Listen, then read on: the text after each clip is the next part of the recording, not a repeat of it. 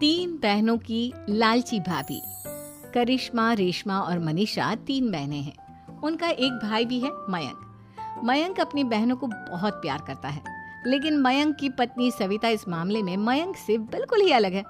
वो अपनी ननदों का जितना बुरा कर सकती है उतना बुरा करती ही रहती है और अपनी ननदों पर हुक्म भी चलाती है। करिश्मा, करिश्मा, तुमने अभी तक नाश्ता नहीं बनाया? तुम्हारे भैया को ऑफिस जाने में देर हो रही है। हाँ भाभी, बस अभी बनाती हूँ। करिश्मा, तुम ये ढीलापन छोड़ दो। कल को पराये घर जाना है। वहाँ अगर तुम इस तरह से काम करोगी तो लोग क्या कहेंगे कि माँ ने और भाभी ने कुछ सिखाया नहीं। और तुम्हारी दोनों बहनें कहाँ हैं? रेशमा मार्केट गई है और मनीषा सो रही है। क्या? सुबह के 8 बज रहे हैं और ये महारानी अभी भी सो रही है? ये कहते हुए सविता अपनी सास दुर्गा देवी के पास जाती है। माँ जी, देख रही हो अपनी बेटियों के तौर तरीके? क्या हुआ बहू, सुबह सुबह क्या कर दिया मेरी बेटियों ने? अरे एक तो अभी अभी उठकर किचन में गई है, दूसरी सुबह सुबह बाहर चली गई और तीसरी अभी तक सो रही है। क्या करूं मैं इन तीनों का, मैं तो परेशान हो गई हूँ। जा जाकर उठा उसे और रेशमा से मैं बात करती हूँ। सविता सीधा मनीषा के कमरे में जाती है और उससे कहती है, महारानी जल्दी उठो, सूरज सर पर आ गया है। भाभी थोड़ी देर और सोने दो ना, मैं रात को लेट सोई थी। वो क्या है ना, यूनिट टेस्ट चल रहे हैं। शराफत से उठती है या नहीं, या फिर पानी की भरी बाल्टी डालूं तेरे ऊपर? नहीं नहीं भाभी, मुझे बिस्तर में नहीं नहाना, उठती हूँ मैं। मनीषा जल्दी से उठकर बाथरूम में चली जाती है। सभी आराम से बैठकर नाश्ता कर रहे होते कि तभी रेशमा बाजार से हाथ में सामान लिए आ जाती है। रेशमा को देखते ही सविता उस पर बरस पड़ती है। लो, आ गई महारानी। ऐसा भी क्या सामान लाना था जो सुबह आंख मलते ही बाजार की तरफ रवाना हो गई? भाभी, कल आप ही तो चीख रही थी कि घर का सारा सामान मुझे ही लाना पड़ता है, घर में किसी को भी किसी काम से कोई लेना देना नहीं है। अब मैं बाजार जाकर सामान ले आई तो आपको इस बात से भी तकलीफ हो रही है? देख रही हो माँ जी, अपनी बेटी की जुबान कैंची से भी तेज चलती है। और मयंक, आप तो कुछ कहेंगे नहीं अपनी लाडली बहन को। रेशमा, अपनी भाभी से ऐसे बात नहीं करते। चलो माफी मांगो। भैया, मैं क्यों माफी मांगू? आप भाभी से बोलिए ना कि हम पर कम हुक्म चलाया करे। हम इस घर की बेटियां हैं और आपकी पत्नी की ननद है, नौकरानी नहीं। लो कर लो बात। इनकी भलाई के लिए कुछ भी बोलो तो इन्हें बुरा लग जाता है। इस घर में यही इज्जत है मेरी। देख लो माँ जी, आपकी बेटी किस लहजे में मुझसे बात कर रही है। सविता वहां से चली जाती है। मयंक को बहुत गुस्सा आता है, वो भी वहां से चला जाता है। फिर करिश्मा रेशमा को समझाती है। रेशमा, तुम्हें भाभी से माफी मांग लेनी चाहिए थी ना। लेकिन दीदी, मैंने कुछ किया ही नहीं, तो मैं माफी क्यों मांगू? हाँ करिश्मा दीदी, रेशमा दीदी जैसे ही घर में आई भाभी ही उन पर चिल्ला रही थी। हाँ, मैं मानती हूँ कि गलती भाभी की थी। मैं तो इसलिए बोल रही हूँ कि भाभी ने माँ को तो पूरी तरह अपने वश में कर लिया है। वो हमारी बात सुनती ही नहीं। मयंक भैया हमारे लिए हमेशा खड़े रहते हैं, इसलिए उनकी बात का मान तो तुम्हें रखना चाहिए था ना। कोई फायदा नहीं दीदी, कुछ दिनों की बात और है, भाभी उन्हें भी हमारे खिलाफ भड़का देंगी। फिर वो भी माँ की तरह हमारी किसी बात का विश्वास नहीं करेंगे। इसी तरह सविता अपनी तीनों ननदों को किसी न किसी बात पर परेशान करती रहती थी। एक दिन मयंक अपनी तीनों बहनों के लिए गिफ्ट लाया। क्या रेशमा, ये तुम्हारे लिए हार का सेट। रेशमा, तुम्हारे लिए सुंदर सी ड्रेस। और मनीषा, तुम्हें किताबें पसंद है ना, तुम्हारे लिए किताबें लाया हूँ। थैंक यू भैया। थैंक यू भैया। थैंक यू भैया। करिश्मा, तुम्हारा नेकलेस कितना सुंदर है। ये भैया कहाँ से ले आए होंगे? मैंने भैया को 3 दिन पहले फोन पर ये डिजाइन दिखाया था और आज भैया ये ले आए। सविता तो अपनी ननदों के गिफ्ट्स देखकर जल गई और करिश्मा का नेकलेस तो उसे भी बहुत पसंद आया था।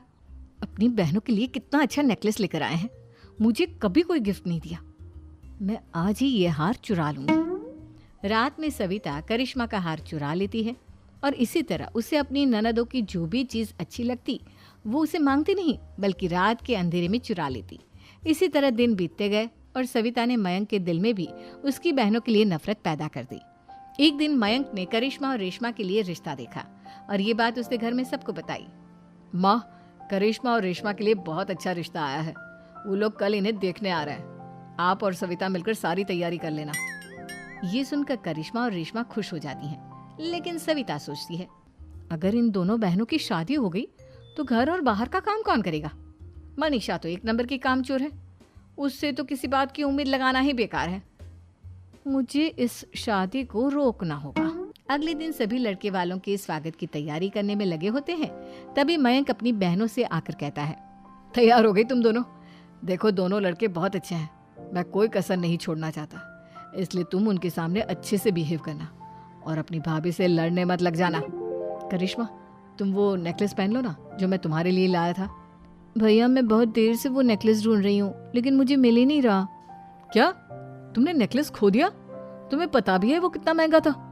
तुम कोई काम ढंग से नहीं कर सकती। मयंक गुस्से में वहां से चला जाता है। थोड़ी देर बाद लड़के वाले भी आ जाते हैं। वो दोनों बहनों को पसंद कर लेते हैं और रिश्ता पक्का हो जाता है। लेकिन सविता के दिमाग में तो कुछ और ही खिचड़ी पक रही थी। वो पंडित जी के पास करिश्मा की कुंडली लेकर जाती है और उन्हें पैसे देकर करिश्मा की कुंडली बदलवा देती है। जब लड़के वालों के पास करिश्मा की कुंडली जाती है तो वो दुर्गा को फोन करते हैं। बहन जी, हमने करिश्मा की कुंडली अपने पंडित जी को दिखाई थी।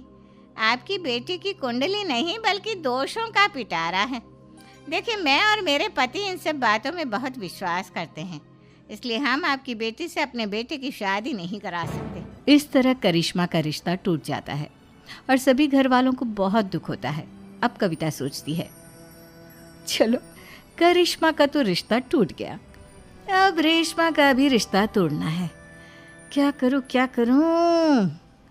अब सविता आवाज बदलकर किसी अननोन नंबर से रेशमा के होने वाले ससुराल में फोन करती है।